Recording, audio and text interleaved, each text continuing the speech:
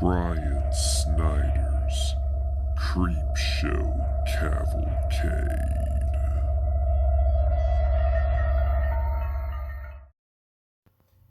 Hey everyone, Brian Snyder here, and welcome to the second edition of Brian Snyder's Creepshow Cavalcade.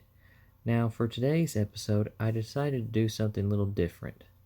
I know, second episode in, and I'm already trying something new. Well, anyway, get to the point here. Not only could I narrate real life horror stories and other creepypasta, but maybe I could also narrate urban legend stories. And that's what I'm going to be doing today.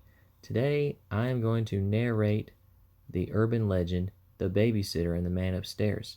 Now, for those of you who don't know, it is The Babysitter and the Man Upstairs is an urban legend that has been around for generations. The story about a babysitter who keeps getting a call from a mysterious man, and so on.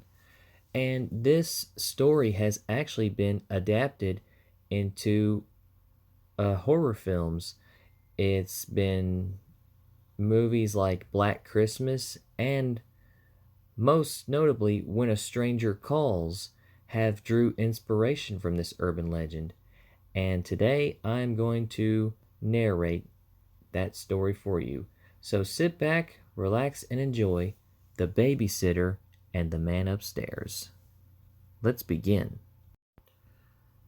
A married couple were going out for the evening and called in a teenage babysitter to take care of their 3 children.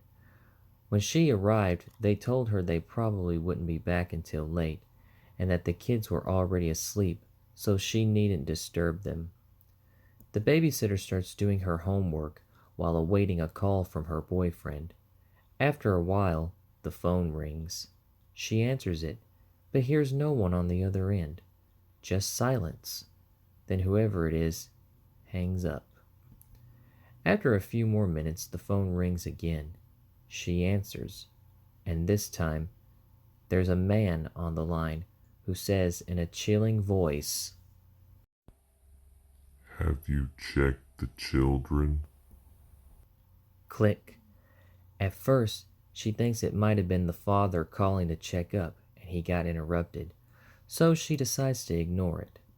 She goes back to her homework. Then the phone rings again. Have you checked the children? Says the creepy voice on the other end. Mr. Murphy? She asks, but the caller hangs up again. She decides to phone the restaurant where the parents said they'd be dining. But when she asks for Mr. Murphy, she is told that he and his wife had left the restaurant 45 minutes earlier. So she calls the police and reports that a stranger has been calling her and hanging up. Has he threatened you? The dispatcher asks. No, she says.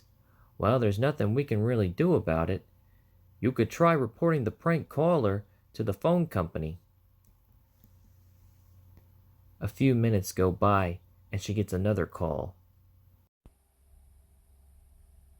Why haven't you checked the children? The voice says, Who is this? She asks, but he hangs up again. She dials 911 again and says, I'm scared. I know he's out there. He's watching me. Have you seen him? The dispatcher asks. She says no. Well, there isn't much we can do about it, the dispatcher says. The babysitter goes into panic mode and pleads with him to help her. Now, it'll be okay, he says.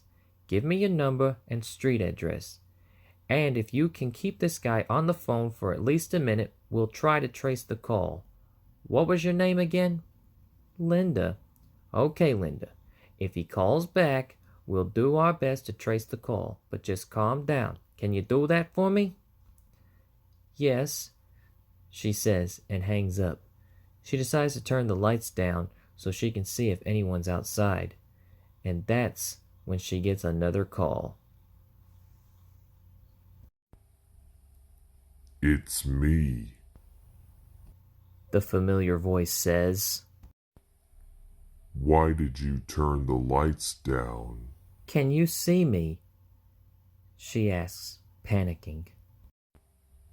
Yes. He says after a long pause. Look, you've scared me, she says. I'm shaking. Are you happy?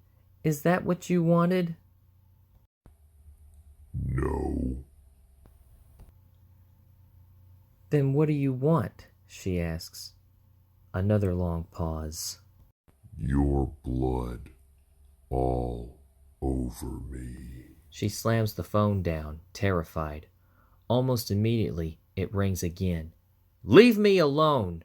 She screams, but it's the dispatcher calling back. His voice is urgent. Linda, we've traced the call. It's coming from another room inside the house. Get out of there, now!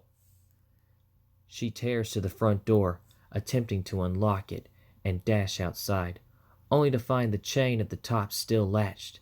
In the time it takes her to unhook it, she sees a door open at the top of the stairs. Light streams from the children's bedroom, revealing the profile of a man just standing just inside. She finally gets the door open and bursts outside, only to find a cop standing on the doorstep with his gun drawn. At this point, she's safe, of course. But when they capture the intruder and drag him downstairs in handcuffs, she sees he is covered in blood. Come to find out, all 3 children have been murdered.